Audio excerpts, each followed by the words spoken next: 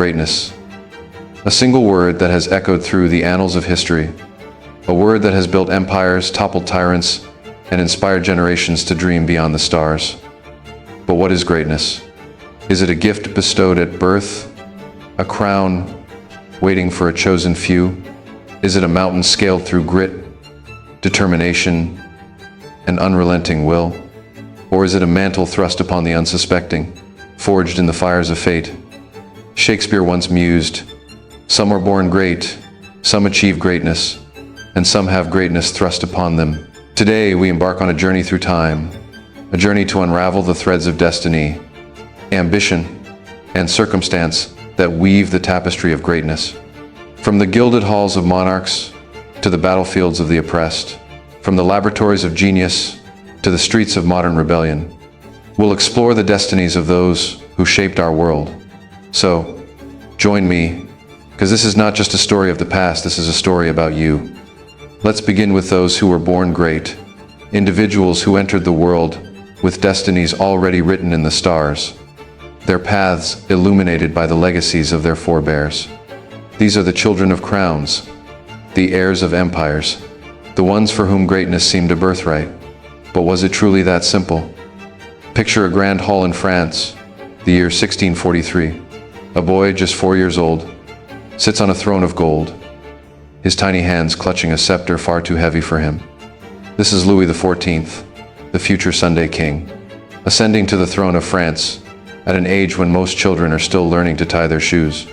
His mother, Queen Anne, rules as regent. But the whispers in the court are clear. This child is destined to be the greatest king France has ever known, and he would be. Louis XIV's reign would become the zenith of absolute monarchy, a 72-year rule that saw the construction of the Palace of Versailles, a glittering symbol of his power, a palace so grand it housed 10,000 courtiers, its hall of mirrors reflecting his divine right to rule. He declared, "L'État, c'est moi. I am the state," and France believed him. His armies conquered, his culture flourished, and his name became synonymous with greatness. But here's the question. Was Louis great because he was born a king, or because of the choices he made within his gilded cage? Now let's travel across the world to 16th century India, where another child of destiny was born into greatness. In 1542, a boy named Jalaluddin Muhammad Akbar entered the world, the heir to the Mughal dynasty, a lineage of conquerors who swept through the subcontinent with fire and sword. By the age of 14, Akbar was crowned emperor, inheriting a fractured empire on the brink of collapse. But Akbar was no ordinary ruler. He expanded the Mughal Empire to its greatest extent, stretching from the deserts of Rajasthan to the Bay of Bengal, uniting a land of countless languages, religions, and cultures.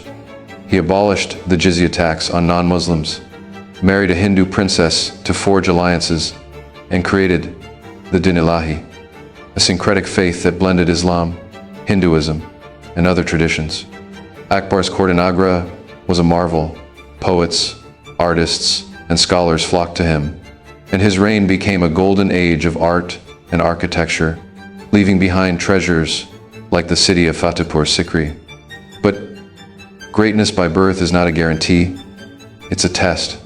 Louis XIV faced rebellion in his early years, the Fronde uprisings that threatened to topple his throne, forcing him to flee Paris as a child. He learned to centralize power, to dazzle his nobles with Versailles, keeping them under his watchful eye. Akbar faced betrayal from his own family. His half-brother Mirza Hakim challenged his rule, and rebellious chieftains sought to carve out their own kingdoms. Yet both men turned their birthright into something more. They didn't just inherit greatness, they shaped it, molded it, and made it their own. Their crowns may have been given, but their legacies were earned. Now let's turn to those who achieved greatness, individuals who carved their names into history not through birthright, but through sheer determination, vision, and an unyielding refusal to bow to adversity. These are the ones who started with nothing, who faced the world's harshest storms, and emerged as giants. Imagine a log cabin in the wilderness of Kentucky, 1809. A boy is born to a poor farmer. His cradle, a rough-hewn bed of straw. This is Abraham Lincoln, a child of the frontier, where survival meant chopping wood, plowing fields, and dodging the shadow of death. His mother would die when he was just 9. There were no tutors, no libraries, no silver spoons. Lincoln taught himself to read by the flicker of a candle, borrowing books from neighbors, scribbling notes on wooden boards with charcoal. He grew up tall and lanky, his hands callous from labor, his mind sharp from years of self-education. By the time he entered politics, he was a man forged in hardship, a lawyer, a debater, a voice for the voiceless. In 1861, Lincoln became the 16th President of the United States, stepping into a nation on the brink of collapse. The Civil War erupted, pitting brother against brother, threatening to tear the Union apart. Lincoln faced unimaginable pressure. Generals failed him, his cabinet bickered, and the death toll climbed to 600,000. Yet he stood firm. In 1863, he issued the Emancipation Proclamation, declaring freedom for millions of enslaved people, a bold act that redefined the war's purpose.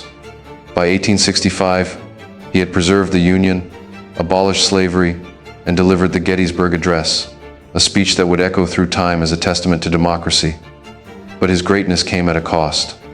Just days after the war's end, an assassin's bullet took his life. Lincoln wasn't born great, he achieved it, rising from a log cabin to the White House, his legacy a beacon of hope for generations. Now, let's travel to 19th century Poland, where another child of modest origins would defy the odds. Maria Sklodowska, later known as Marie Curie, was born in 1867 in Warsaw, under the oppressive rule of the Russian Empire. Her family was poor, her father a struggling teacher, her mother dying of tuberculosis when Marie was just 10. Women weren't allowed to attend university, so Marie worked as a governess, saving every penny to fund her education. She moved to Paris, enrolling in the Sorbonne, where she lived on bread and tea, studying late into the night in a freezing attic. Her passion for science burned brighter than her hardships. Marie Curie became a pioneer, discovering the elements polonium and radium with her husband Pierre. She coined the term radioactivity, unlocking secrets of the universe that would change medicine forever. In 1903, she became the first woman to win a Nobel Prize for physics. And in 1911, she won a second for chemistry, the only person ever to win in 2 different sciences. But her greatness came with sacrifice. Radiation poisoned her body, scarring her hands, clouding her vision, and eventually taking her life in 1934. Marie Curie didn't inherit greatness, she fought for it. Her legacy a testament to the power of intellect and perseverance. Lincoln and Curie remind us that greatness isn't always a gift. Sometimes, it's a fire forged in the crucible of adversity, a fire that burns brightest in those who refuse to break. Sometimes, greatness isn't sought, it's thrust upon us. Fate intervenes, placing ordinary individuals in extraordinary circumstances, compelling them to rise or fall. These are the ones who never asked for destiny, but answered its call. Picture a small village in France, 1429, during the 100 Years' War. A peasant girl, just 17 years old, kneels in a field, her hands stained with dirt from tending sheep. This is Joan of Arc, a girl who can neither read nor write, living in a time when women's voices were silenced. But Joan hears voices, divine visions, she claims, from saints and angels, telling her to save France from English domination. At first she doubts. Who is she, a mere peasant, to lead an army? Yet her conviction grows.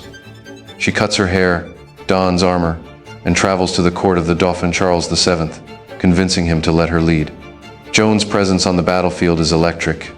At the Siege of Orleans, she raises her banner, her voice cutting through the chaos, inspiring French soldiers to victory after victory. Her leadership turns the tide of the war, paving the way for Charles VII's coronation. But greatness comes at a price. In 1430, Joan is captured by the English, tried for heresy, and burned at the stake at just 19 years old. Her death doesn't erase her legacy, it immortalizes her. In 1920, she was canonized as a saint, her name forever synonymous with courage and faith. Joan didn't seek greatness, it found her, a divine whisper in a field, compelling her to rise. Now, let's journey to 20th century South Africa, where another unlikely hero would be thrust into the spotlight. In 1918, Nelson Mandela was born in a small village in the Eastern Cape, the son of a tribal chief. He grew up herding cattle, dreaming of a simple life. But South Africa was a land of oppression, where apartheid, a brutal system of racial segregation, stripped black citizens of their rights. Mandela became a lawyer, then an activist, joining the African National Congress, ANC, to fight for equality. In 1964, his activism led to his arrest, and he was sentenced to life in prison for sabotage against the apartheid regime. For 27 years, Mandela endured the horrors of Robben Island, hard labor, a tiny cell, and the constant threat of violence. Yet he didn't break. He wrote, he organized, he inspired, even from behind bars. In 1990, as the world pressured South Africa to end apartheid, Mandela was released. He could have chosen vengeance, but he chose reconciliation. In 1994, he became South Africa's first black president, leading the nation out of darkness with a vision of unity. His Truth and Reconciliation Commission sought to heal wounds, not deepen them. Mandela's greatness wasn't born, nor did he seek it. It was thrust upon him, a mantle he carried with grace until his death in 2013.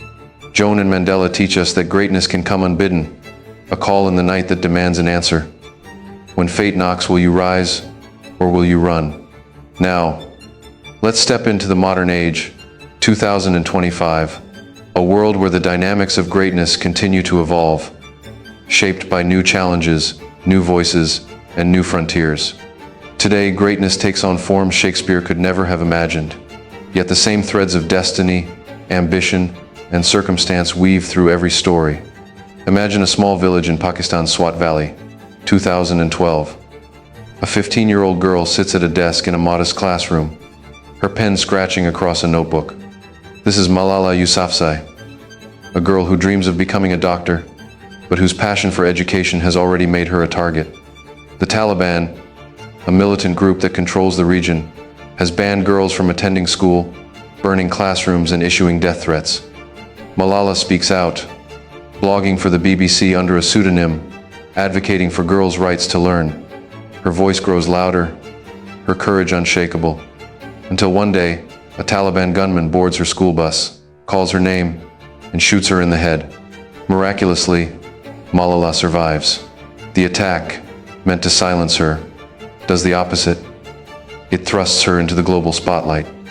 She recovers in a hospital in England, her story sparking outrage and inspiration worldwide.